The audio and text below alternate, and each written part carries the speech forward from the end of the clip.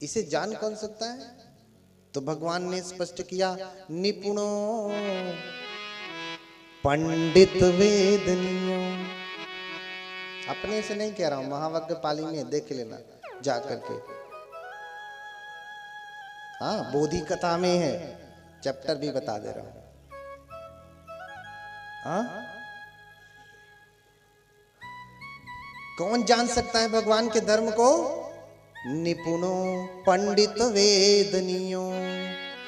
यहां भी पंडित आ गया, क्या करोगे? भाग जाओ। हाँ, नहीं पछता है ये सब तो भाग जाइए। क्या करेंगे? सब जगह पंडित पंडित है, क्योंकि भगवान बुद्ध का धर्म पंडितों का ही है, ज्ञानियों का ही है, अज्ञानियों का नहीं है। कौन इस धर्म को जान सकता है? ये अतर्कावचर है, तर्क से नहीं जाना जा सकता। तुम तर्क से जरा बीमारी ठीक करके दिखाओ। हाँ, कह दो हाँ सब। देखो, बीमारी भी जब आप परीक्षण कर पाएंगे तो प्रयोग से ही, टेस्ट से ही, परीक्षण से ही, ऐसे नहीं।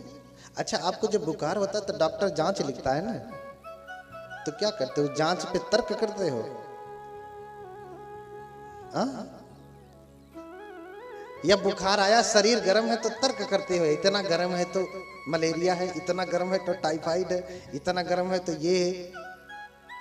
वो तर्क भी तुम्हारा परीक्षण पे आधारित होता है। वो तर्क भी परीक्षण, पहले का जो परीक्षण हो चुका है कि ठंडी लग रही रात को तो मलेरिया है बुखार के साथ, ये पहले का परीक्षण हो चुका है। हाँ, इसलिए बुद्ध ने कहा, सूत्रों का लोग इतना ऊट पटांग करते हैं। आज मिथ्या दृष्टि का निवारण है। कितनी मिथ्या दृष्टियां हैं, असली मिथ्या दृष्टि तक तो शायद मैं आज चर्चा भी न कर पाऊं। हाँ, अज्ञानता पे ही चर्चा हो पाएगी। लोग कहते हैं कि भगवान बुद्ध का धर्म तर्क करके मानने वाला है, और उदाहरण देते कौन से सूत्र का? कौन से सूत्र का उदाहरण देते? कलाम सूत्र का, जबकि कलाम सूत्र उसका निक नेम है। ओरिजिनल नाम क्या है? कलाम सूत्र निक नेम है। कलामों को कहा गया तो लोग कहते हैं कि कलाम सूत्र है, लेकिन पूरे त्रिपिटक में ऐसा नहीं है। उसका नाम है केस मुत्ति सूत्र।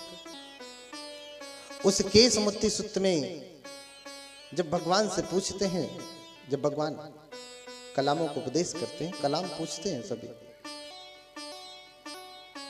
कि भगवान, कोई आता है कहता है कि मेरा धर्म श्रेष्ठ है, मेरे धर्म को मानो। कोई आता कहता मेरा धर्म श्रेष्ठ है, मेरा वाद श्रेष्ठ है, मेरे धर्म को मानो। कोई कहता है मैं अच्छा हूं, वो अच्छा नहीं है, मेरे धर्म को मानो। भगवान, हम लोग भ्रम में पड़ जाते हैं, किसको माने किसको न माने। आपको भी भ्रम होता है ना? भगवान, हम भ्रम में पड़ जाते हैं। आज यहाँ कथा सुने, कल और कोई कथा लगेगी, वहाँ यहाँ वो बताएंगे कुछ और, वहाँ और कुछ बताएंगे। आप भी भ्रम में पड़ जाते हैं ना? कितने लोग भ्रम में पड़ते हैं? हाँ, भ्रम अभी दूर होगा। हाँ, बहुतों को पड़ता होगा, लेकिन लज्जा या शर्म संकोच की वजह से नहीं उठा रहे हैं। हाँ? भगवान, हम किसका वाद माने? उस समय कोई धर्म ऐसा नहीं था, वाद था। जो गुरु जो शिक्षा देता था, उसी की शिक्षा को वाद कहा जाता था। इज्म जिसे आप कहते हैं, जैसे बुद्धिज्म कहा जाता है। बुद्धिज्म बुद्धवाद है, बुद्ध का वाद, बुद्ध की शिक्षा है। हाँ, वद माने बोलना, वद से वाद हुआ, बुद्ध का बोला हुआ है, बुद्ध का वाद है। हाँ, तो हम किसको माने किसको न माने? हाँ, तो भगवान बुद्ध समझाते हैं, किसी भी बात को आंखें बंद करके नहीं मानना, किसी बातों को आंखें बंद करके न मानना।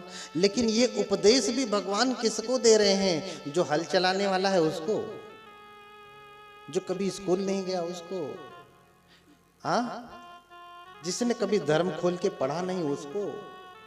ये बहुत ऊंची अवस्था को प्राप्त हुए लोग हैं, उनको भगवान कह रहे हैं। कक्षा 1 में, केजी में पढ़ने वाले के लिए नहीं कहा। कि तुम्हारे लिए क्या है। तो भगवान ने कहा किसी भी बात को इसलिए मत मानो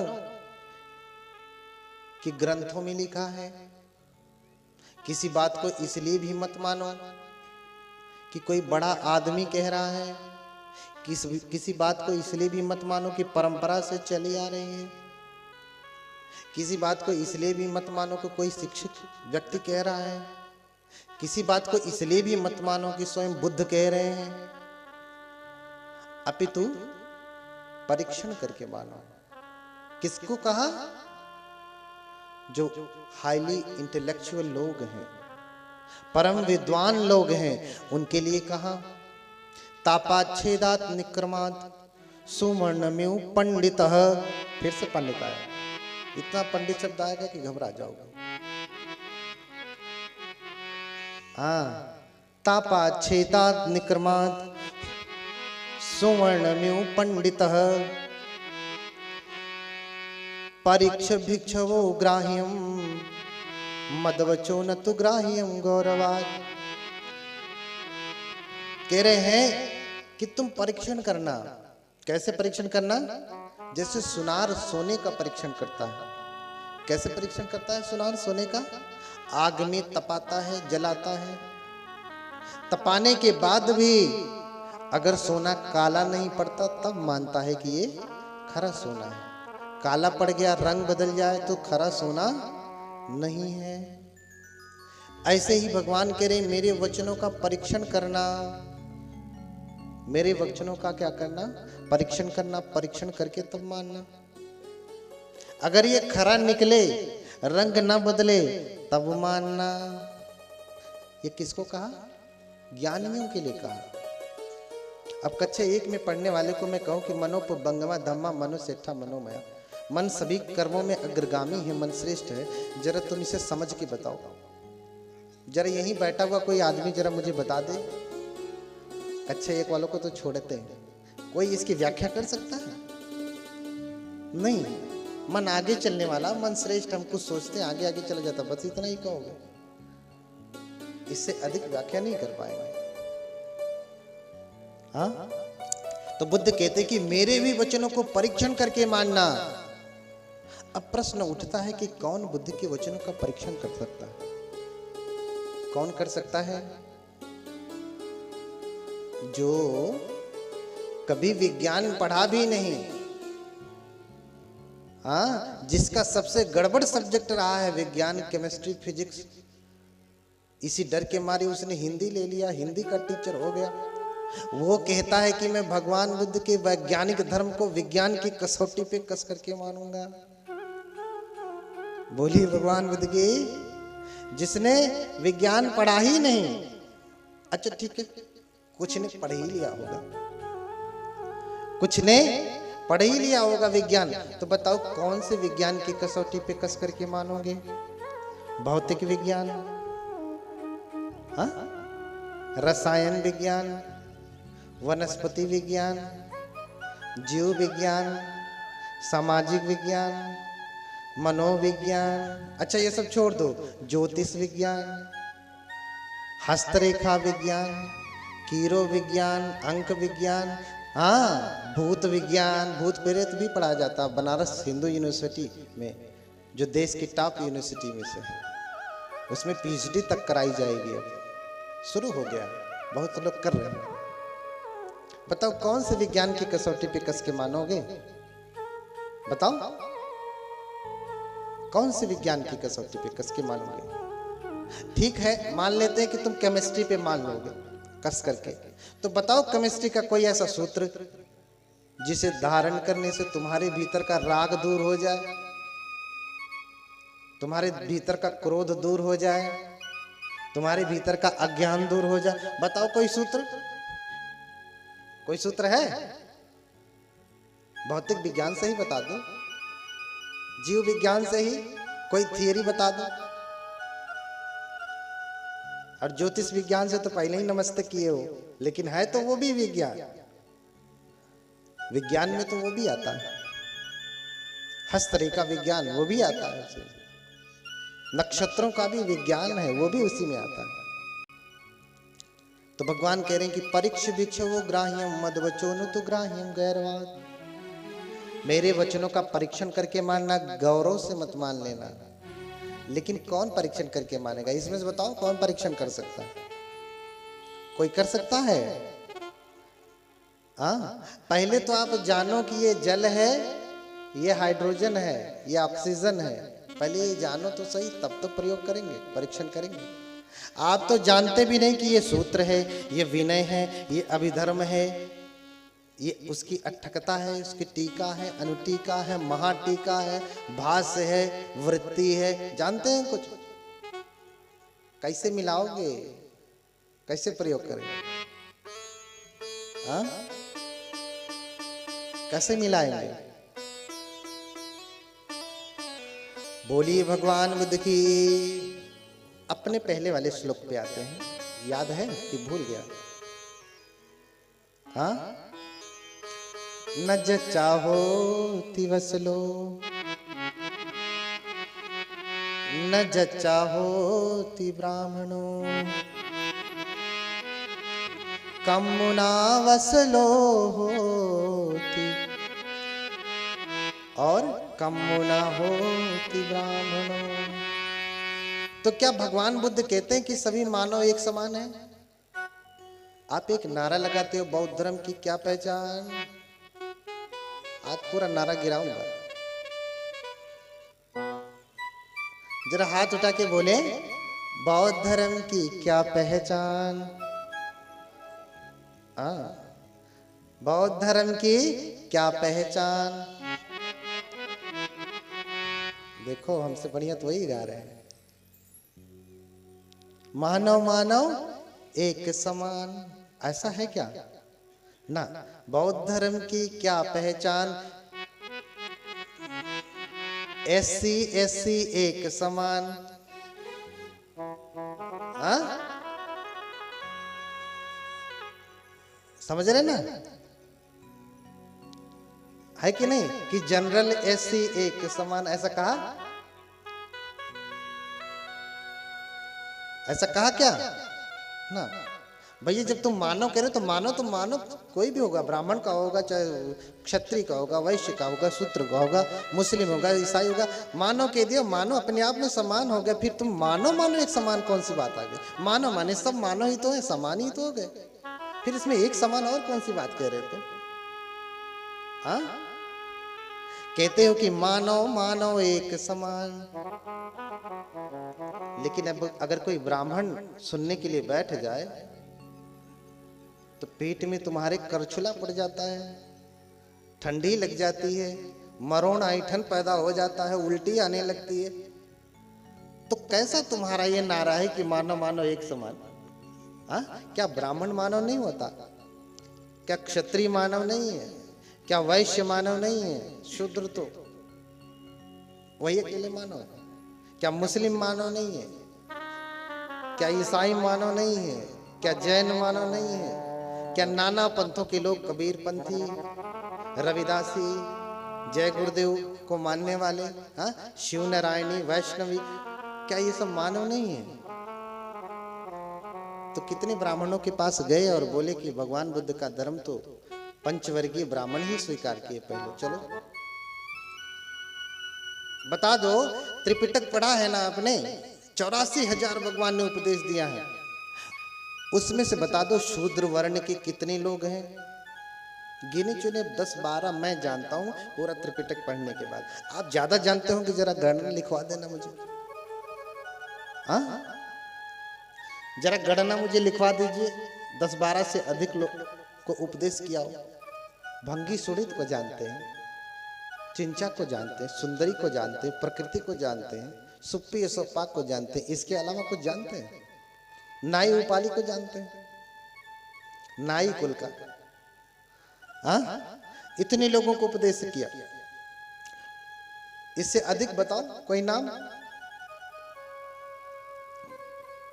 तो आपका ये नारा कि मानव मानव एक समान बड़ा थोथा है, और थोथा चना बाजे घना, इसीलिए इतना हल्ला करते, क्योंकि बात ही गड़बड़ है। बात ही क्या है? गड़बड़ है। अब समझो, जिस सूत्र की व्याख्या करते उस सूत्र का सही अर्थ ही नहीं समझते। भगवान बुद्ध का धर्म तर्क करके मानने वाला नहीं है, तर्क पे आधारित हो लेकिन तर्क करके मानने वाला नहीं है, परीक्षण करके मानने वाला है, प्रयोगवादी है।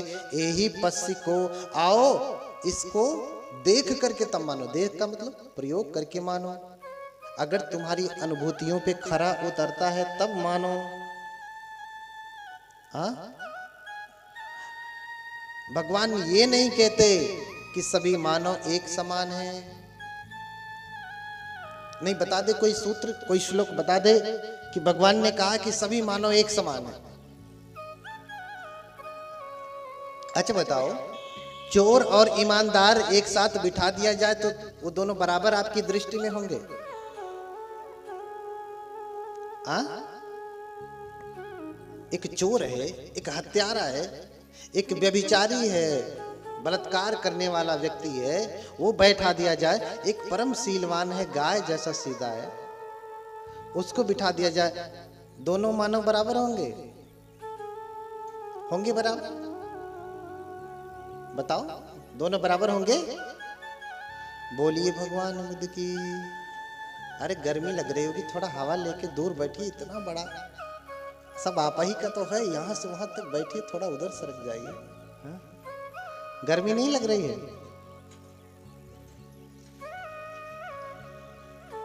ध्यान से समझिए। न जच्चा होती वसलो न जच्चा होती ब्राह्मणो, कम्मुना वसलो होती कम्मुना होती ब्राह्मणो।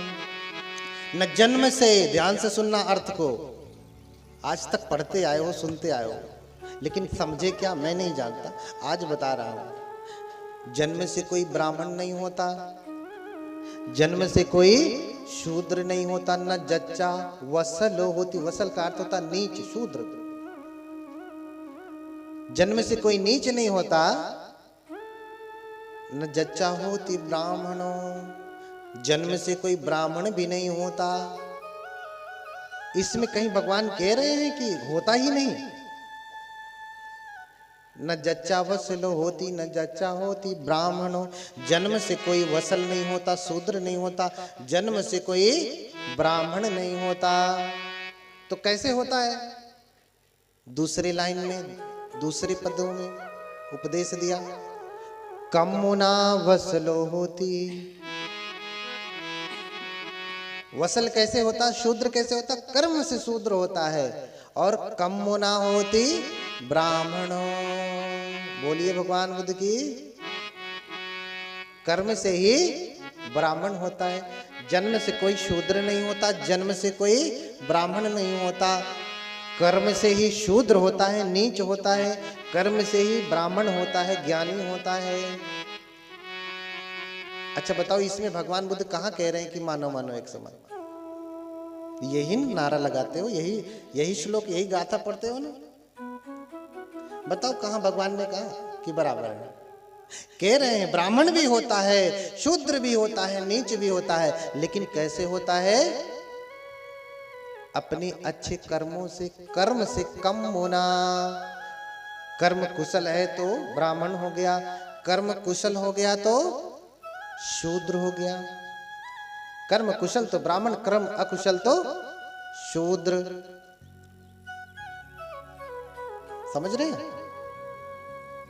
इसलिए ब्राह्मण भगवान किसको कहते हैं इसको समझिए। ब्राह्मण भी होता है, क्षत्रिय भी होता है, कर्म से होता है। इसलिए उसी बात को रैदास जी ने कहा। रैदास का नाम सुना है? रविदास कितने लोग जानते हैं? हाथ उठाएं। संत रैदास जी का नाम कितने लोग सुने हैं? हाँ, तो रैदास जी भी कह रहे हैं कि रैदास सुकर्मन करण सु नीच ऊंच हो जाए, करहि कुकर्म जो नीच तो, करहि कुकर्म ऊंच तो महानीच कहलाए। क्या कह रहे हैं? रैदास जी कह रहे हैं अच्छे कर्म करने से नीचा भी ऊंचा हो जाता है। रैदास सुकर्मन करन सो, सुकर्म यानी कुशल कर्म करने से, नीच ऊंच हो जाए।